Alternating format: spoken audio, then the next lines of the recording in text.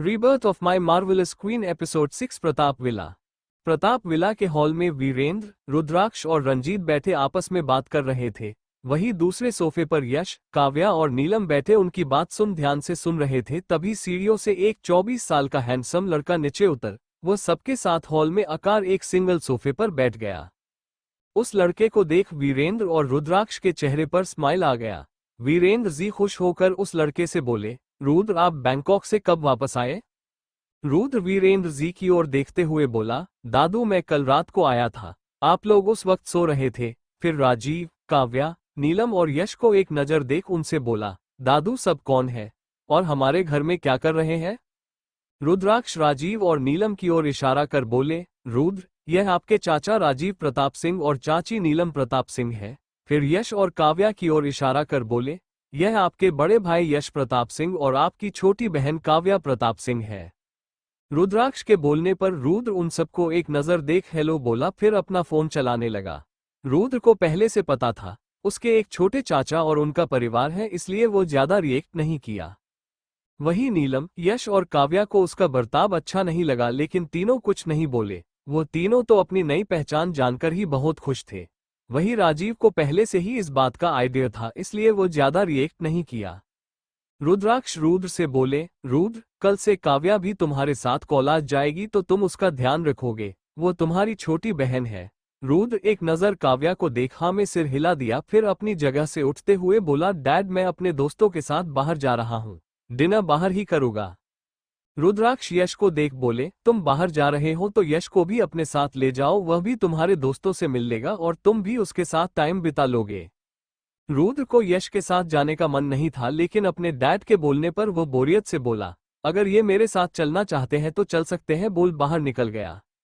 यश को रुद्र के बिहेवियर पर गुस्सा आने लगा, लेकिन वह अपने आप को कंट्रोल कर लिया। रुद्राक्ष भी समझ गए, वह यश से बोला, यश बेटा तुम रुद्र की बातों का बुरा मत मानना, वो आज तक अकेले रहा है, इसलिए उसे नहीं पता अपने बड़े भाई से कैसे बात करनी चाहिए, लेकिन मुझे यकीन है वो बहुत जल्द समझ जाएगा, अब तुम उसके साथ जाओ। यश हल्की मुस्कान के साथ हाँ में सिर हिला वहां से निकल गया। वहीं नीलम और काव्या भी अपने रूम में चली गई। उनके जाने के बाद वीरेंद्र अपने सीरियस एक्सप्रेशन के साथ बोला, वो कब आने वाले हैं? आप दोनों की बात उनसे हुई? राजीव, पापा हमारी बात उनसे कल ही हुई थी, वह भी एक जरूरी काम में बिजी है। अगले महीने वो वापस इंडिया आएंगे, उसके बाद उन लोगों की तबाही शुरू होगी। वीरेंद्र हंसते हुए बोला, मेरा शेर अपने साथ उन लोगों की तबाही लेकर आएगा, जब तक तुम दोनों उन पर नजर रखो और उनकी कमजोरी का अच्छे से पता करो। रुद्राक्ष हाँ में सिर हिला दिया। उसके बाद तीनों ऑफिस के लिए निकल गए। प्रताप फैमिली भी इंडिया के रॉयल फैमिली में से एक है। कॉलेज, आज कीर्ति के कॉलेज में दूसरा दिन था। वो कियान, ऋषि, शेखर, सिया और चाहत के साथ मस्ती करते हुए पूरा कॉलेज घूम रही थी। आज उनका 2 क्लास ऑफ था। कीर्ति बहुत ज्यादा इंटेलिजेंट थी, इसलिए उसको पढ़ाई का कोई टेंशन नहीं था। आधा कॉलेज घूमने के बाद कीर्ति अपने दोस्तों के साथ आकर कैंटीन में बैठी बातें करने लगी। उसके चेहरे पर एक प्यारी सी मुस्कान थी। वहां बैठे लड़के और लड़कियां तो बस आंखें फाड़े कीर्ति को देखने लगे। वहीं उन सब की नजर अपने बहन पर महसूस कर कियान का पारा गुस्से में हाई होने लगा। जब से उसको पता चला था कीर्ति उसकी लिटिल प्रिंसेस है, तब से वो उससे एक पल के लिए अलग नहीं हुआ। वो कल कॉलेज के बाद कीर्ति के साथ रजवात मेंशन गया और वहीं पर रहा था। कियान कीर्ति के लिए बचपन से ही हद से ज्यादा प्रोटेक्टिव और पॉसेसिव था। कीर्ति पर किसी की नजर भी उसके बर्दाश्त से बाहर था। कियान अपने गुस्से को कंट्रोल करने लगा, तभी उसके कान में कुछ लड़कों की बात करने की आवाज आई। उनके थोड़ी दूर पर 4 लड़कों का ग्रुप बिठा था। वो कब से कीर्ति को गंदी नजरों से देख रहे थे। पहला लड़का बोला, यार देखना वो लड़की कितना ज्यादा खूबसूरत है, बिल्कुल किसी आसमान से परी के जैसी, काश एक दिन के लिए वो मेरी गर्लफ्रेंड बन जाए। दूसरा लड़का पहले लड़के का मजाक बनाते हुए बोला, रोहित पहले तू अपना चेहरा देख, फिर उसका वह हमारे हाथ नहीं लगेगी। फिर उस तरफ देखकर बोला, यार उस कियान के तो मजे ही मजे हैं, एक हमें देखो, हमारे पास एक भी नहीं है और उसके पास 3 है, उसमें भी एक अप्सरा है। रोहित, अमर यार कुछ भी बोल, लेकिन यह नई लड़की एकदम पटाखा है, काश मुझे एक रात के लिए वह मिल जाती तो मजा आ जाता। अमर हंसते हुए बोला, तू सही बोल रहा है, उसके साथ 1 नाइट स्टैंड होने का मतलब जीते जी जन्नत के दर्शन करना है। ऐसे ही वो चारों कीर्ति के बारे में गंदी गंदी बातें करने लगे। वही इनकी गंदी बातें कियान, ऋषि और शेखर के कानों में भी जा रहा था, जिसके कारण उनके एक्सप्रेशन बदलने लगा। वहीं अरुण, अर्पित और वीर जो कैंटीन में उनके पास आ रहे थे, उन्होंने भी सारी बातें सुन ली थी। उसकी आंखें गुस्से में लाल हो गया। वहीं दूसरी तरह कियान का गुस्सा भी आउट ऑफ कंट्रोल होने लगा। ऋषि जो हमेशा मजाक मस्ती करता रहता, उसकी आंखें भी गुस्से में लाल होने लगा। वो चाहत से बोला, चाहत तुम दोनों डॉल को जाकर कॉलेज का गार्डन दिखाओ, मुझे पक्का यकीन है डॉल को गार्डन बहुत अच्छा लगेगा। कीर्ति जो खुद में मगन होकर बातें करने में लगी थी, वो ऋषि की बात सुन एक्साइटेड होकर बोली, क्या कॉलेज का गार्डन सच में अच्छा है? मुझे देखना है। तभी अरुण कीर्ति के पास आकर प्यार से उसके सिर को सहलाते हुए बोला, प्रिंसेस आप कॉलेज का गार्डन देख, हम आप लोग के लिए वहीं पर लंच लेकर आते हैं। कीर्ति हाँ में सिर हिला दी। थोड़ी देर बाद कीर्ति, चाहत और सिया के साथ कैंटीन से बाहर निकल गई। उनके जाने के बाद अरुण अपने खतरनाक आवाज में बोला, सब अभी के अभी बाहर निकलो। उसकी खतरनाक आवाज सुन सारे स्टूडेंट कैंटीन से बाहर निकल थोड़ी दूर पर खड़े हो गए। अब अर्पित, अरुण, वीर, कियान, ऋषि और शेखर के आगे उन लोग को गुस्से में देख वो चारों लड़के डर से कौंपने लगे। उनके चेहरे पर डर के भाव आ गए। फिर भी खुद को स्ट्रांग दिखाते हुए रोहित बोला, तुम लोग हमें ऐसे क्या देख रहे हो? जानते नहीं मेरे पापा यहाँ के सीएम है, अगर मुझे एक खरोच भी आया तो वो तुम लोग को बर्बाद कर देंगे। कियान अपनी खतरनाक आवाज में बोला, मैं भी देखता हूँ तेरा बाप हमारा क्या बिगड़ता है। फिर उनको एक पंच मर बोला, तेरी हिम्मत कैसे हुई मेरी बहन पर अपनी गंदी नजर डालने की? इतना बोल उस लड़के को मरने लगा। इसी के साथ उस कैंटीन में उन चारों लड़के के दर्द में चिल्लाने और चीखने की आवाज आने लगी। लड़ाई बढ़ता देख कुछ बच्चे टीचर और प्रिंसिपल को वहां लेकर आ गए। टीचर कियान, अरुण, अर्पित, वीर, ऋषि और शेखर को उन लड़कों को अलग किए। उन चारों की हालत बहुत ज्यादा खराब थी। प्रिंसिपल उन चारों को हॉस्पिटल भेज बाकी सबको ऑफिस में आने का बोल वहां से चले गए। प्रिंसिपल के जाने के बाद अरुण खुद की हालत ठीक कर बोला, तुम सब अपनी हालत ठीक करो, प्रिंसेस हमारा इंतजार कर रही होंगी, हमें उनके लिए लंच लेकर जाना है। अर्पित, लेकिन भाई हमें अभी ऑफिस जाना होगा। तभी कियान बोला, हमारे लिए अभी सबसे ज्यादा जरूरी प्रिंसेस है, इसलिए हमें चलना चाहिए। थोड़ी देर बाद वो सब लंच लेकर कैंटीन से निकल गए। वही शेखर उनसे थोड़ी दूर आकर किसी को कॉल कर बोला, बॉस कॉलेज में एक प्रॉब्लम हो गया है। बोल उसको सब कुछ बता दिया। उधर से कुछ बोला गया जिसे सुन शेखर हाँ में सिर बोल कॉल कट कर गार्डन की ओर बढ़ गया। डीन ऑफिस में मिस्टर गुप्ता को एक कॉल आया। उधर से कुछ बोला गया जिसे सुन वो बोले, सर मैं यहाँ सब कुछ देख लूंगा, आपको आने की जरूरत नहीं है। फिर फोन रख एक टीचर से बोला, आप उन लोगों को इन्फॉर्म कर दीजिए उन्हें यहाँ आने की जरूरत नहीं है।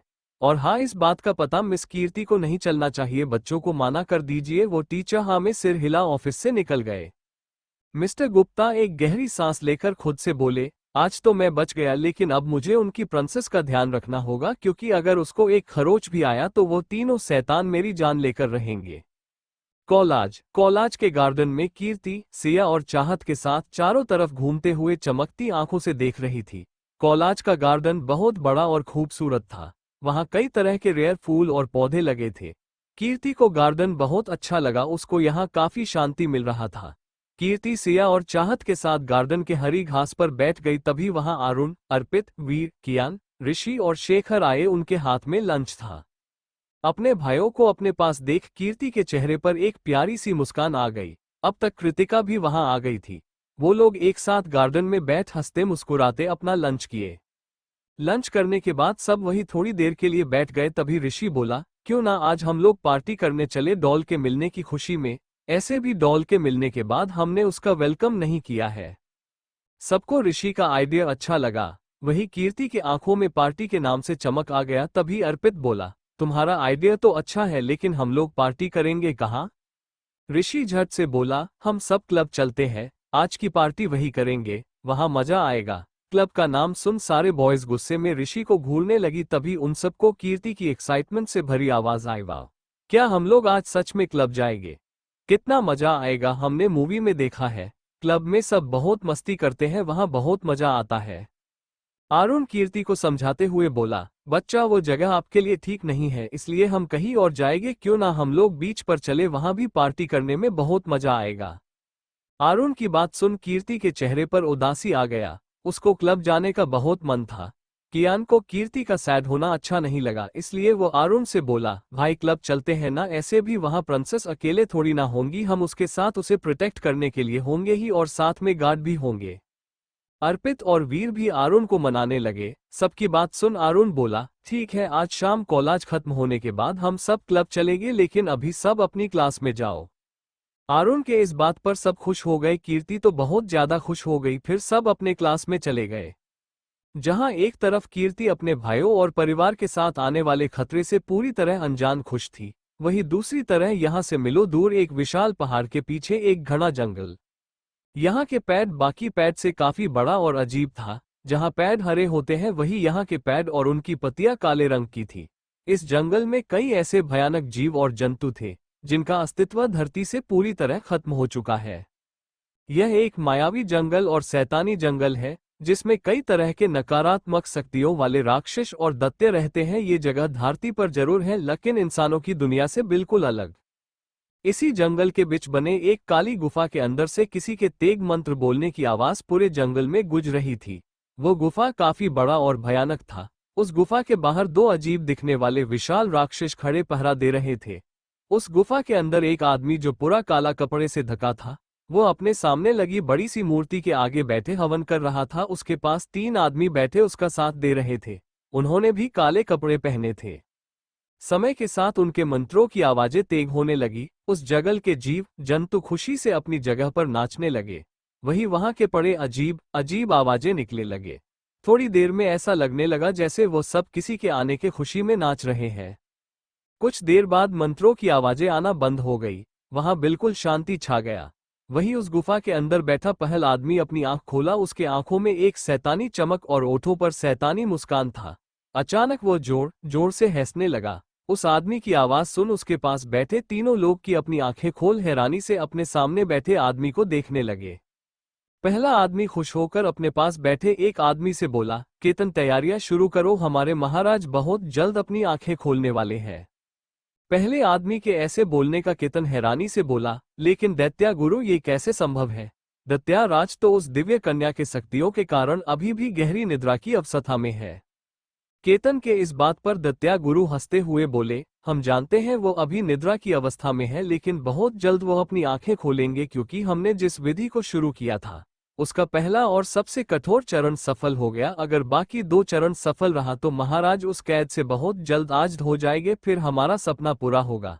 जैसे अभी इस जंगल में दानव और काली शक्तियों का राज है, वैसे ही पूरे संसार में हमारा राज होगा और मानव हमारे गुलाम होंगे। हमारे दानव भाई जो पाताल लोक में कैद हैं वह भी आजाद होंगे। केतन खुश होकर बोला, ये तो खुशी की बात है। दैत्या गुरु बताए हमें इसके लिए क्या करना होगा। अगर हमें अपनी जान देनी पड़ी तो भी हम खुशी खुशी अपने महाराज के आजादी के लिए दे देंगे। दैत्या गुरु, जब तक यह विधि पूर्ण नहीं हो जाती तब तक तुम और राहु इस गुफा और इस जंगल की सुरक्षा करोगे। कोई भी सकारात्मक ऊर्जा अंदर नहीं आनी चाहिए। अगर वो अंदर आए तो हमारी पूजा विफल हो सकती है। तभी राहु बोला, आप चिंता ना करें गुरुदेव, हम किसी सकारात्मक ऊर्जा को अंदर नहीं आने देंगे, आप अपनी पूजा शुरू करें। इतना बोल केतन और राहु वहां से उठ बाहर की ओर निकल गए। उनके जाने के बाद दैत्या गुरु अपने पास बैठे इंसान से बोले, इस पूजा के दौरान तुम्हें अपनी इंसानी आत्मा की आहुति देनी होगी। इसके बाद तुम पूरी तरह से शैतान बन जाओगे। तो क्या तुम तैयार है? ये तुम्हारे पास आखिरी मौका है सोचने के लिए। वो आदमी अपने सामने जलती लाल आग को देख बोला, ये भी पूछने वाली बात है, मैंने इस दिन का 50 सालों से इंतजार किया है। अगर मुझे उन लोगों से बदला लेने के लिए अपनी जान भी देनी पड़ी तो पीछे नहीं हटूंगा। इसी के साथ वहां हवन कुंड में तेज आग जलने लगा और वापस उस जंगल में मंत्रों की आवाजें गूंजने लगी। इन मंत्रों की आवाज सुन हिमालय पर्वत पर बैठे 2 ऋषि की आंखें खुल गई। उनके चेहरे पर परेशानी के भाव आ गए। पहले ऋषि बोले, ऋषि वशिष्ठ, इस धरती पर एक बड़ी संकट आने वाली है। अगर वो समय से पहले जाग गया तो इस धरती पर तबाही आने से कोई रोक नहीं पाएगा। और अभी एक दिव्य कन्या को उनकी पूरी शक्तियां नहीं मिली है, उसमें अभी समय है। ऋषि वशिष्ठ शांति से बोले, ऋषि महर्षि, यह परेशानी की बात है, लेकिन हम ऐसे हर नहीं मन सकते। हमें अपने कार्य को पूरा करना होगा। और जहां तक बात रही दिव्य कन्या के शक्तियों का, तो वह समय आ गया है। आप महान गुरु को संदेश भेज दे, यज्ञ शुरू करने का समय हो गया। और रही बात उन लोगों की, तो हम वहां जा नहीं सकते हैं, लेकिन अपने शक्तियों का उपयोग कर उन्हें कुछ समय के लिए रोक जरूर सकते हैं। उन लोगों को रोकने का एक यही उपाय है, जब तक दिव्य कन्या अपनी साधना पूर्ण नहीं कर लेती तब तक हमें उसे जगने से रोकना होगा। फिर ऋषि महर्षि और ऋषि वशिष्ठ दोनों एक मुस्कान के साथ अपनी आंखें बंद कर लिए। उनके आंखें बंद करते ही वहां एक बड़ा सा हवन कुंड जलने लगा। उसी के साथ दोनों मंत्रों का उच्चारण करने लगे। उनके मंत्रों की आवाज पूरे हिमालय पर्वत पर गूंजने लगी। आश्रम में दूसरी तरह अचानक गुरुजी की आंखें खुल गई। इस वक्त उनके चेहरे पर कुछ परेशानी के भाव थे। वो खुद से बोले, हमें उन लोगों को आगाह करना होगा, उन्हें आने वाले जंग के लिए तैयार करना होगा। फिर वह अपने सामने बैठे शिष्य को कुछ बताकर वापस अपनी साधना में बैठ गए। वही उनका शिष्य उस कुटिया से निकल अपने काम में लग गया। एस इनसीन क्लब। इस वक्त क्लब के काफी लाउड म्यूजिक के साथ लोगों चिल्लाने की आवाज आ रही थी। उसी के साथ लड़के और लड़कियां नशे और बिना नशे के भी डांस फ्लो पर नाच रहे थे। वहां काफी खुशनुमा माहौल था। तभी क्लब एंट्रेंस से कुछ लोगों की ग्रैंड एंट्री हुई। उसी का साथ सबका ध्यान गेट की ओर चला गया। ऋषि, कियान, शेखर, अर्पित, आरुण और वीर स्टाइल के साथ पूरे एटीट्यूड से अंदर आए। इस वक्त सब जीन्स टी शर्ट के साथ जैकेट पहने कहर ढा रहे थे। क्लब की लड़कियां तो उनको देख आहें भरने लगी। वही उनके बीच सिया, चाहत, कृतिका और कीर्ति भी अंदर आ रही थी। सिया, चाहत और कृतिका शॉर्ट वन पीस पहने, हाई हील में, मेकअप के साथ खुले बाल में कयामत ढा रही थी। तीनों काफी हॉट लग रही थी। लड़कों की नजर उनसे तक ही नहीं रही थी। वही उन सब के बीच कीर्ति व्हाइट और पिंक कॉम्बिनेशन के नी लेंथ फुल स्लीव ड्रेस के साथ फ्लैट शूज पहने, ओपन हेयर में बिना किसी मेकअप के अपनी मासूमियत और क्यूटनेस से बिजलियां गिरा रही थी। कीर्ति को उसके सारे भाई चारों तरफ से पूरी तरह कवर किए थे। वही कृतिका भी उसके पास थी। कीर्ति के इस लुक के पीछे उसके भाइयों का हाथ है। उसके भाई नहीं चाहते थे कोई उनकी बहन पर गंदी नजर डाले, इसलिए कियान और आरुण मिलकर कीर्ति को इस तरह रेडी किए। उन दोनों को अपनी बहन की मासूमियत सबसे ज्यादा पसंद थी और कीर्ति को कोई मेकअप की जरूरत ही नहीं थी। अब उन्हें लग रहा था उसके किए मेहनत ना कोई फायदा नहीं है, क्योंकि बहुत सारे लड़के कीर्ति को ही देख रहे थे। वो इस वक्त एक छोटी और क्यूट सी बच्ची लग रही थी, जो अभी अभी इस नई दुनिया को देखी हो, और ऐसा सच भी था। सब एक तरफ जाकर काना में लगे एक बड़े से सोफे पर बैठ गए। इस तरह के माहौल को देख कीर्ति को ओठों पर प्यारी सी मुस्कान और आंखों में चमक आ गया। वही यहाँ कोई था जिसकी नजर जब से कीर्ति अंदर आई थी तब से उस पर टिकी थी। उसको ओठों पर कीर्ति को मुस्कुराते देख एक मुस्कान आ गया। वो खुद से बोला, little girl you are so cute, लगता है तुमसे मिलना पड़ेगा। सनसीन क्लब। क्लब का माहौल काफी गर्म और जॉयफुल था। हर तरफ लड़के और लड़कियों ड्रिंक किए खुद में मगन होकर एंजॉय करने में लगे थे। कियान, अर्पित, आरुण, वीर, शेखर, ऋषि, कीर्ति, सिया, चाहत और कृतिका क्लब के ग्राउंड फ्लोर पर बने विप एरिया के साइड वाले काना सोफे पर बैठ गए। वहां से क्लब के साथ पूरा डांस फ्लोर दिख रहा था। कियान कीर्ति के लिए फ्रूट जूस के साथ आरुण और खुद के लिए रेड वाइन ऑर्डर किया। वही बाकी सब अपने पसंद का ड्रिंक ऑर्डर किए। काफी दिनों बाद सब क्लब आए थे, इसलिए सब थोड़ा ड्रिंक करना चाहते थे। इसके लिए आरुण पहले रेडी नहीं हुआ, फिर बाद में मान गया। आज कियान और आरुण रेड वाइन पीने वाले थे, क्योंकि उससे दोनों को कोई नशा नहीं होता था। उन्हें कीर्ति और बाकी सबका ध्यान रखना था। कियान को पता था कीर्ति कभी ड्रिंक नहीं की है और वह ना ही चाहता था कीर्ति ड्रिंक करे। सबका ऑर्डर किया ड्रिंक उनके टेबल पर आ गया। सब अपना अपना ड्रिंक करने लगे। कियान कीर्ति को उनका जूस देकर अपना ड्रिंक करने लगा।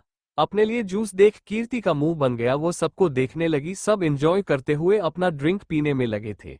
कीर्ति आरुण से बोली, भाई आप लोग के जूस का कलर मेरे से अलग क्यों है? मुझे भी आप वाला जूस पीना है, वो दिखने में कितना टेस्टी लग रहा है।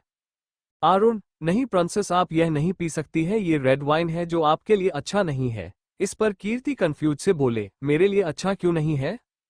तब अर्पित बोला, क्योंकि यह ड्रिंक बड़े पीते हैं, बच्चे नहीं, और आप अभी बच्ची हो। खुद के लिए बच्ची सुन कीर्ति चिढ़कर बोली, भाई मैं अब 18 की हो गई हूं तो अब मैं बच्ची नहीं हूं। फिर कियान की ओर पॉइंट कर बोली, कियान ब्रो भी तो रेड जूस पी रहे हैं।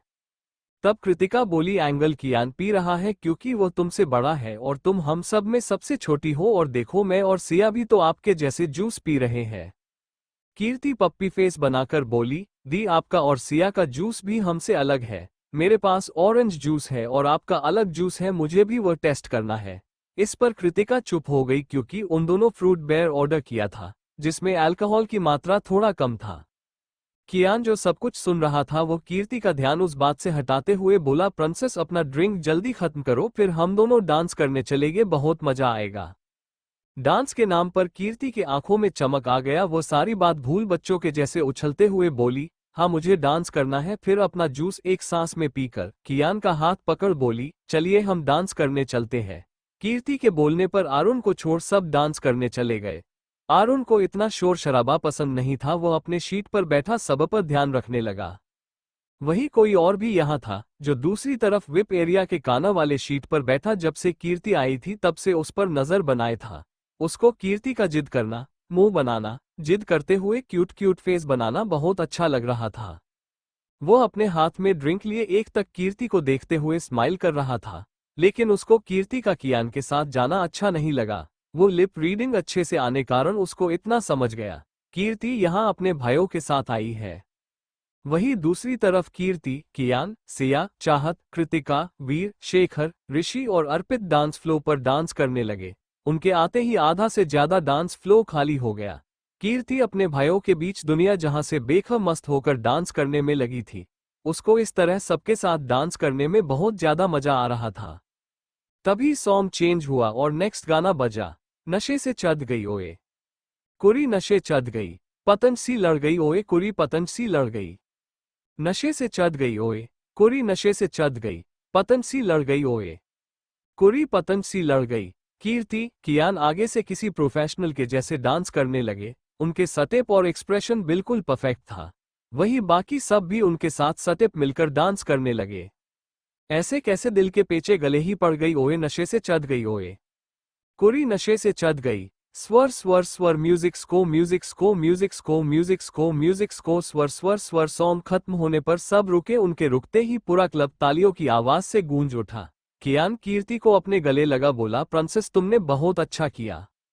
कीर्ति बस मुस्कुरा दी, फिर सबके साथ डांस करने लगी। वही काना में बैठे लड़के की नजर तो बस कीर्ति पर टिकी थी। उसके ओठों पर एक दिलकश मुस्कान आ गया। कुछ देर डांस करने के बाद कीर्ति को प्यास लगा। वो कृतिका से बोली, दी मुझे प्यास लगी है, मैं पानी पी कर आती हूँ। बोल अपने टेबल पर आकर वहां रखा एक ग्लास उठाकर पी ली। उसको पानी करवा लगा, लेकिन वह ज्यादा रिएक्ट नहीं कि वही अरुण भी पाने मोबाइल में कुछ कर रहा था, जिसके कारण उसका ध्यान भी कीर्ति पर नहीं गया। कीर्ति वापस डांस करने चली गई। वही वो लड़का कीर्ति को ही देख रहा था। थोड़ी देर बाद डांस करने के बाद कीर्ति को नशा चढ़ने लगा। वह पानी की जगह ड्रिंक पी ली थी। उसको चक्कर आने लगा। वह गिरती उससे पहले सिया उसको पकड़ बोली, एंजल तुम ठीक हो ना, अभी गिर जाती। कीर्ति हल्की आवाज में बोली, मैं ठीक हूं लेकिन मुझे वॉशरूम जाना है। इस पर सिया सबसे बोल कीर्ति को अपने साथ लेकर वॉशरूम की ओर बढ़ गई। कीर्ति के जाने के बाद वो काना में बैठा लड़का भी उनकी ओर बढ़ गया। कीर्ति वॉशरूम में जाकर अपना फेस पानी से वॉश की, लेकिन उसका सिर अभी भी घूम रहा था। वही सिया बाहर उसका इंतजार करने लगी। तभी सिया का फोन बजा। वो साइड होकर बात करने लगी। कीर्ति वॉशरूम से बाहर निकल आगे बढ़ने लगी। उसका सिर घूमने लगा, साथ ही उसको सब धुंधला दिखने लगा। कीर्ति के पैर लड़खड़ाने लगा।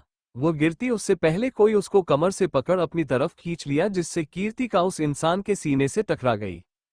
कीर्ति को अपने सीने से लगते ही उस लड़के की आंखें बंद हो गई। उसके दिल को कई सालों बाद आज सुकून मिला। तभी उसको कीर्ति की प्यारी नशे से भरी आवाज आई। वो खुद से क्यूट फेस बनाकर अपना हाथ उस लड़के के सीने पर रख बोली, यार यह बीच रास्ते में दीवार कैसे आ गया, पहले तो यहाँ नहीं था। फिर मुंह बनाकर अपना हाथ उस लड़के के सीने पर मार बोली, ये क्लब वाले भी कितने बेवकूफ हैं, कोई बीच रास्ते में कोई दीवार बनवाता है क्या? आज मैं भाई से इनकी शिकायत करूंगी। इन लोगों के कारण मुझे चोट लग गया, मैं इन्हें छोड़ूंगी नहीं। वही वो लड़का जो अब तक कीर्ति की बात सुन मुस्कुरा रहा था, वो चोट के नाम पर परेशान होकर कीर्ति के सिर को सहलाते हुए बोला, लिटिल गर्ल आपको कहाँ चोट आया, हमें बताओ, आपको ज्यादा लगी तो नहीं? सॉरी बच्चा, हमें आपको ऐसे अपनी ओर खींचना नहीं चाहिए था। सामने से आवाज सुन कीर्ति हैरानी से अपना मुंह खोले बोली, ये दीवार तो बोल भी सकता है, ये कितना एडवांस है। फिर खुश होकर बोली, मैं भी अपने रूम में ऐसी दीवार भाई से बोलकर लगवाऊंगी। वही कीर्ति की यह बात सुन वो लड़का मुंह खोले उसको देखता रह गया। तभी वहां सिया आई। दरअसल वो लड़का कीर्ति से काफी लंबा था, इसलिए कीर्ति नशे में उसको दीवार समझ रही थी। सिया कीर्ति को उस लड़के से अलग कर बोली, एंजल तुम यहाँ क्या कर रही हो? मैं तुम्हें उधर कब से ढूंढ रही थी। सिया की आवाज सुन कीर्ति क्यूट फेस बनाकर अपनी लड़खड़ाती आवाज में बोली, मैं तो यहाँ इस दीवार से बात कर रही थी, देखो ना ये दीवार बोलता भी है। कीर्ति के इस तरह बोलने पर सिया समझ गई वो अभी नशे में, इसलिए सिया उस लड़के को सॉरी बोल कीर्ति को अपने साथ ले गई। वही वो लड़का कीर्ति गई उस ओर हल्की मुस्कान के साथ देखने लगा। वो खुद से बोला क्यूटी पाई बहुत जल्द हम मिलेंगे। तभी वहां एक और लड़का आया। वो उस लड़के से बोला रुद्र तुम कब से यहाँ खड़े हो, चलो भी सब हमारा वहां इंतजार कर रहे होंगे, हमें निकलना चाहिए। उस लड़के के बोलने पर रुद्र उसके साथ क्लब से बाहर निकल गया।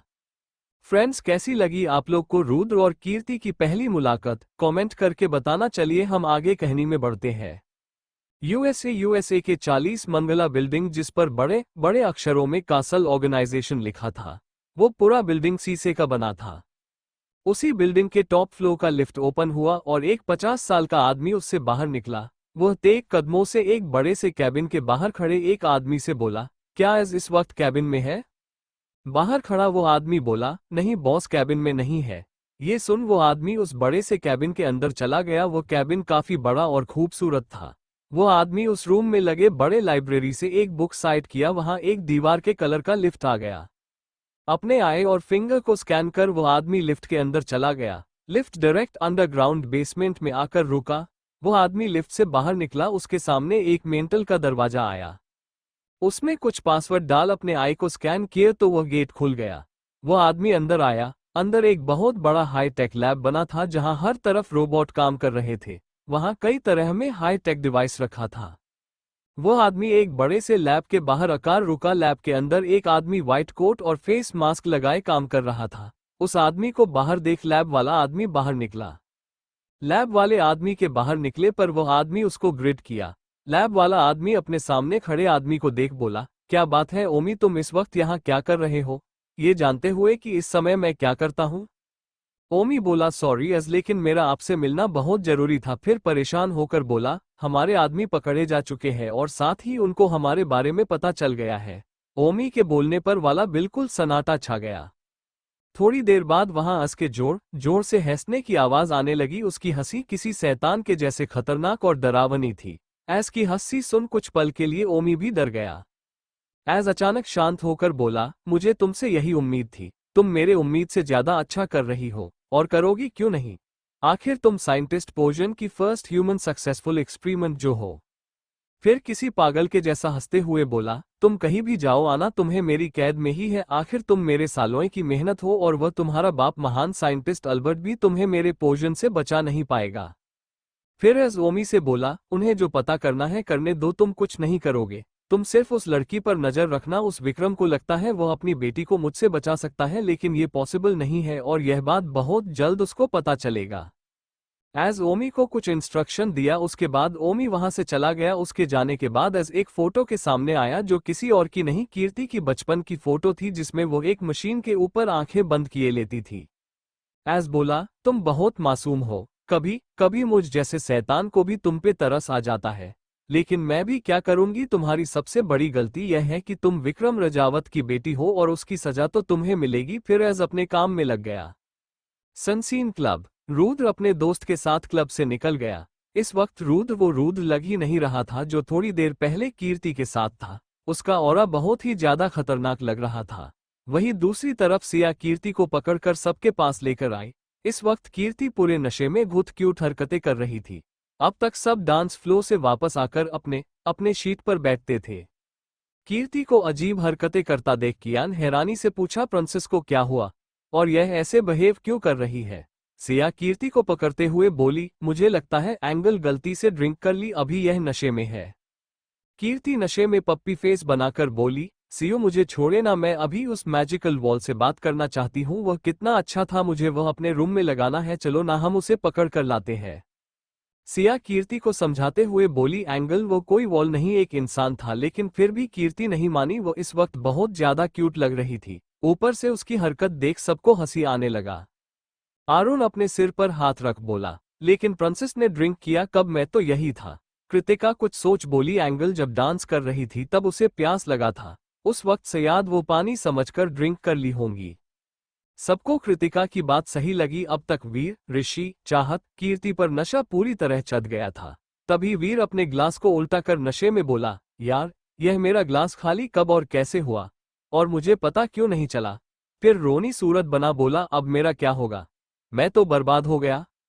वीर की बात सुन सब उसे अजीब नजरों से देखने लगे। तभी अर्पित बोला, कोई बात नहीं ब्रो, हम और ऑर्डर कर लेंगे, तुम टेंशन मत लो, मेरे होते हुए तुम्हें कोई बर्बाद नहीं कर सकता।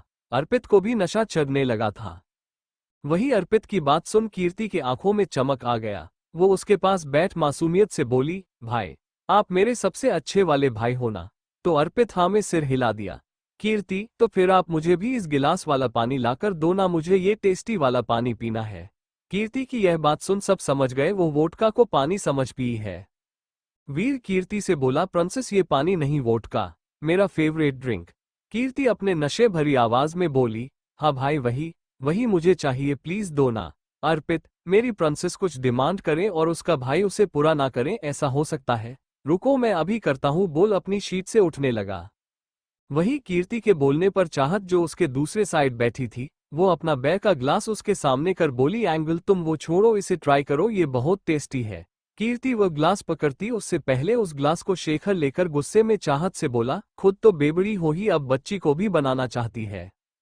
कियान जल्दी से कीर्ति को अपनी तरफ लेकर उसके संभालने लगा। वही आरुण उसको नींबू पानी पिलाने की कोशिश करने लगा। चाहत अपनी जगह से उठकर शेखर से बोली, ओए बागर बिल्ले बेबड़ी किसे बोला? शेखर चिढ़कर बोला, तुम्हें और किसे, अब तक बैग के 4 बोतल पी चुकी हो।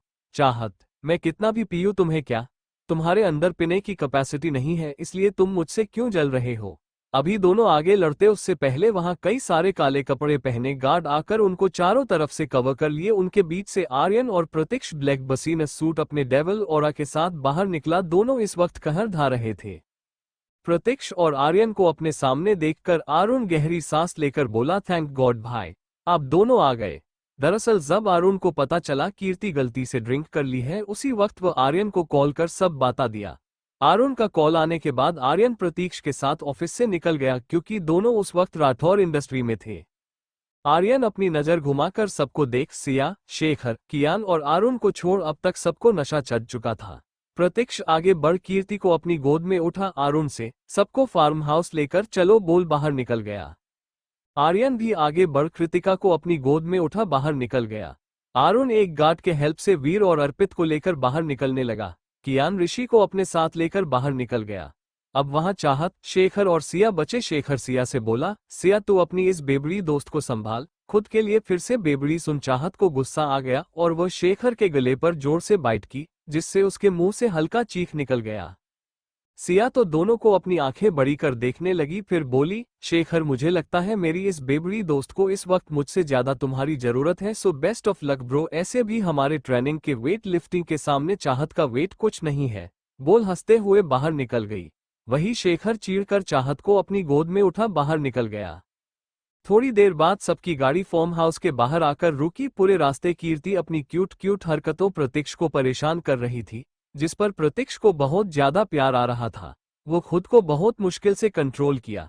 गाड़ी रुकते ही प्रतीक्ष कीर्ति को लेकर बाहर निकल फार्म हाउस के अंदर बने अपने रूम की ओर बढ़ गया। आर्यन भी कृतिका को अपने रूम में लेकर आया। उसको पता था दुनिया में सबसे ज्यादा सिर्फ उसकी बाहर प्रतीक्ष के साथ रहेगी। आरुण अर्पित और वीर को गेस्ट रूम में लेकर आया। दोनों पूरे रास्ते उसको परेशान करके रखे थे। दोनों को बेड पर सुला, वो खुद सोफे पर सो गया। कियान ऋषि को दूसरे रूम में लेकर आया, वह भी उसको सुला, खुद भी सो गया। सिया को भी कियान उसका रूम दिखा दिया था, जिसमें सिया जाकर सो गई। सब थक चुके थे। दूसरी तरफ कार से निकले ही चाहत पूरे गार्डन में भागने लगी। शेखर उसके पीछे भागते हुए उस पर चिल्ला रहा था, लेकिन चाहत पर कोई असर नहीं हुआ।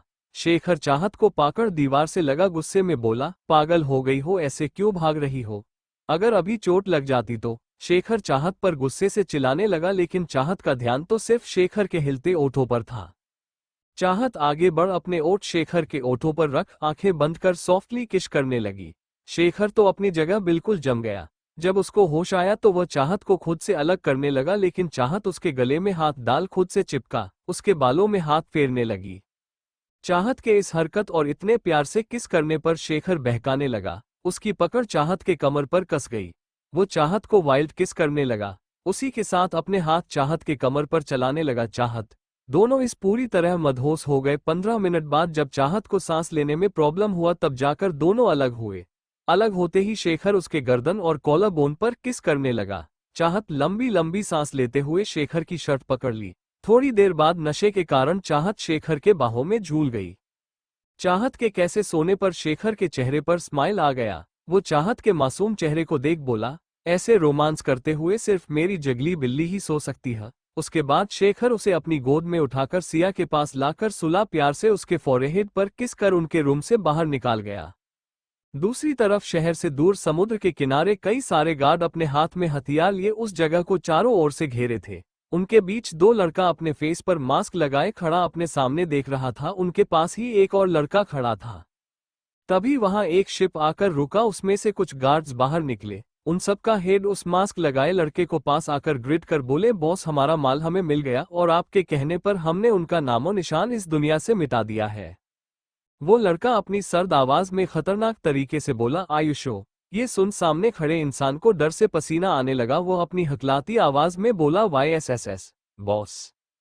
तभी वो लड़का किसी शैतान के जैसे हंसने लगा। उसकी हंसी बहुत ज्यादा खौफनाक और डरावनी थी। अचानक वो किसी साइको के जैसे बोला, इंटरेस्टिंग, वेरी इंटरेस्टिंग। तुम्हारे अंदर बहुत हिम्मत है जो RS को धोखा देकर उसके सामने अपनी जुबान चला रहे हो। तुम्हारी इस हिम्मत का इनाम तो तुम्हें जरूर मिलना चाहिए। फिर वह लड़का अपने गार्ड्स की ओर इशारा किया, जिसे समझ उसके गार्ड्स उस आदमी को अपने साथ लेकर जाने लगे। वह आदमी डरते हुए बोला, बॉस मुझे माफ कर दीजिए, मुझसे गलती हो गई, मुझे एक आखिरी मौका दे दीजिए। वो चिल्लाते रह गया लेकिन उस पर कोई ध्यान नहीं दिया। वो लड़का अपनी खतरनाक आवाज में बोला, RS एक PSCHYO है और इसकी दुनिया में धोखा और गलती की सजा एक दर्दनाक मौत। फिर वह अपने पास खड़े एक लड़के को अपनी आंखों से कुछ इशारा किया, जिसे समझ वो लड़का अपने कम में लगा। थोड़ी देर बाद वहां से सब कुछ साफ हो गया। कुछ देर बाद वो दोनों मास्क वाले लड़के एक पहाड़ी पर बैठे सामने अंधेरी आसमान को देख रहे थे। इस वक्त दोनों के चेहरे पर मास्क नहीं था। पहला लड़का दूसरे लड़के से बोला, रुद्र आगे का क्या प्लान है और उसका क्या करना।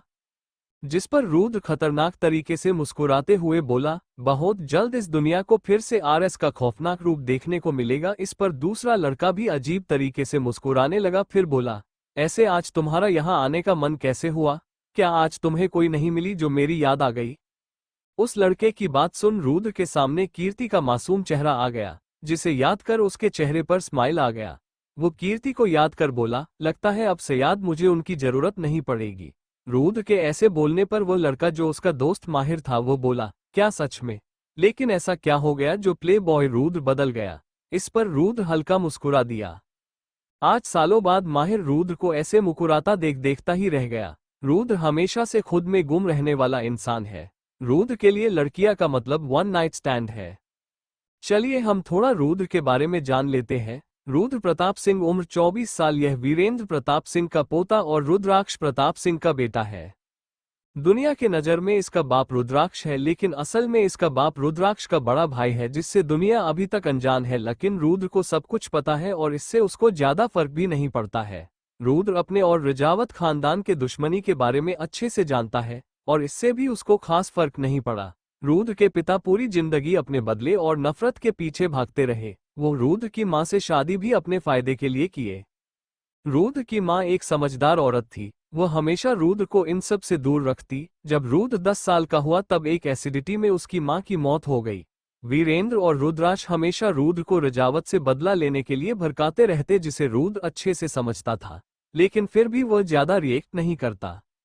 रुद्र की खुद की एक कंपनी है जिसके बारे में उसके परिवार को पता नहीं था। साथ ही वह एक खतरनाक माफिया है जिसे दुनिया RS के नाम से जानती है। इसके लिए गलत और सही कोई मायने नहीं रखता, लेकिन इसका खुद का भी कुछ रूल था। ये किसी से ज्यादा मतलब नहीं रखता, लेकिन अगर कोई इसके रास्ते में आए तो यह अपना शैतानी रूप दिखता है।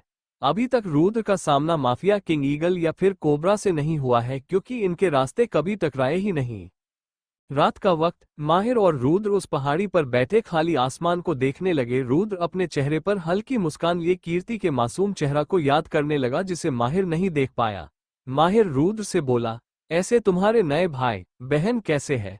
रुद्र काव्या और यश के जिक्र आने पर कुछ नहीं बोला, क्योंकि उसको उन दोनों से कोई मतलब नहीं था। ये बात माहिर भी समझ गया। थोड़ी देर बाद दोनों वहां से निकल गए। फार्म हाउस, प्रतीक्ष का कमरा। प्रतीक्ष अपने रूम के सोफे पर बैठा अपने सामने चल रहे क्यूट एंड फनी नज़ारे को देख मुस्कुरा रहा था। उसके सामने कीर्ति नशे में फनी तरीके से डोरेमोन का सॉन्ग टीवी में लगाए डांस कर रही थी। इस वक्त कीर्ति बहुत ज्यादा क्यूट लग रही थी। प्रतीक्ष की आंखें उसके चेहरे और ओठों पर टिकसा गया। डांस करते हुए अचानक कीर्ति का पैर कार्पेट में फंसा। वो गिरती उससे पहले प्रतीक्ष उसे कमर में थाम लिए, लेकिन फिर वह खुद को संभाल नहीं पाया और दोनों बेड पर गिर गए। गिरते वक्त प्रतीक्ष कीर्ति को अपने ऊपर कर लिया, जिससे उसको चोट नहीं लगा, लेकिन कीर्ति पूरी तरह से प्रतीक्ष पर लेट गई। प्रतीक्ष के हैंडसम फेस को अपने इतने पास देख कीर्ति की आंखों में चमक आ गया। वो अपनी नशीली आवाज में बोली, अंश तुम कितने हैंडसम, बिल्कुल मूवी वाले हीरो जैसे, क्या मैं तुम्हें टच करूं? फिर अपने सिर पर हल्के से मार बोली, ओहो मैं भी पागल हूं, तुम तो मेरे ही हो, तो इसमें पूछने वाली बात कहां से आई? अपने ऊपर कीर्ति के ऐसे हक जताने पर प्रतीक्ष के चेहरे पर स्माइल आ गया। कीर्ति एक्साइटेड होकर अपने मुलायम हाथ उसके फेस पर फेरने लगी। कीर्ति की उंगलियां अपने चेहरे पर महसूस कर प्रतीक्ष की आंखें सुकून से बंद हो गया, साथ ही उसके दिल की धड़कन बढ़ने लगा। प्रतीक्ष के शरीर में हलचल मचाने लगा। धीरे धीरे उसका शरीर गर्म होने लगा। वो गहरी सांस लेकर खुद के फीलिंग को कंट्रोल करने लगा। कीर्ति प्रतीक्ष के हालत से बेखबर अपने हाथ कभी उसके सिर, कभी आंखें, अभी ओठ तो कभी गर्दन पर फेरने लगी। ये सब करते हुए कीर्ति के चेहरे पर एक प्यारी सी मुस्कान आ गया। उसी के साथ अचानक कीर्ति अपने ओठों प्रतीक्ष के सिर, गाल और आंख पर रखने लगी।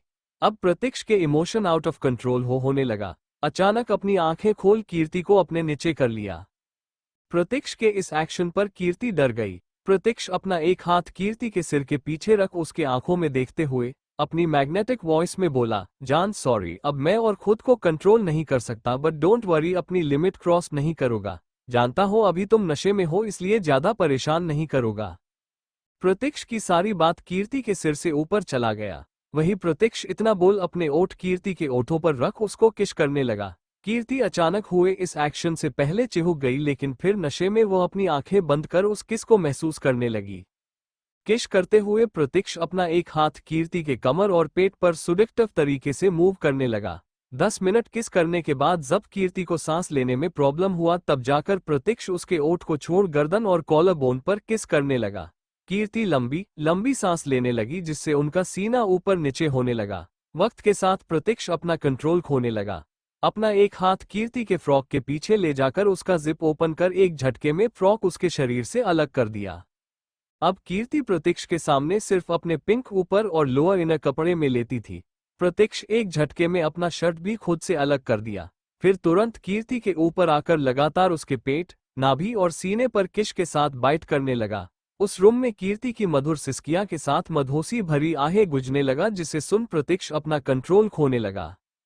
उसके हाथ कीर्ति के ब्रेस्ट पर चलने लगा। थोड़ी देर बाद प्रतीक्ष उसके इनर कपड़े भी उसके शरीर से अलग कर दिया। प्रतीक्ष कीर्ति को अपनी प्यार भरी नजरों से देखने लगा। उसी के साथ अपने हाथ उसके बॉडी में फेरने लगा। प्रतीक्ष कीर्ति को अपने प्यार का एहसास कराने लगा, लेकिन वह अपना लिमिट क्रॉस नहीं किया। आर्यन के रूम का माहौल काफी गर्म था। आर्यन और कृतिका के कपड़े जमीन पर इधर उधर बिखरा था। वही आर्यन कृतिका के शरीर पर किश और बाइट करने लगा। आर्यन कृतिका के ब्रेस्ट को अपने मुंह में लेकर कभी सक करता तो कभी बाइट करता, जिससे कृतिका को दर्द होने लगा। उसके मुंह से आवाजें निकलने लगा। कृतिका आंखें बंद किए आर्यन को महसूस करने लगी। आर्यन किस करते हुए अपना हाथ कृतिका के पेट से होते हुए नीचे उसके थाई के बीच ले लाया। जैसे ही आर्यन अपना हाथ वहां रखा, कृतिका की आंखें जो मदहोशी में बंद थी वो खुल गई। वह अपना हाथ आर्यन के हाथ पर रखना में सिर हिलाने लगी। आर्यन प्यार से कृतिका के सिर को चूम उसके आंखों में आंखें डाल प्यार से बोला, स्वीटहार्ट, मैं अपनी लिमिट क्रॉस नहीं करूंगा, लेकिन प्लीज मैं अभी जो कर रहा हूं वो करने दो।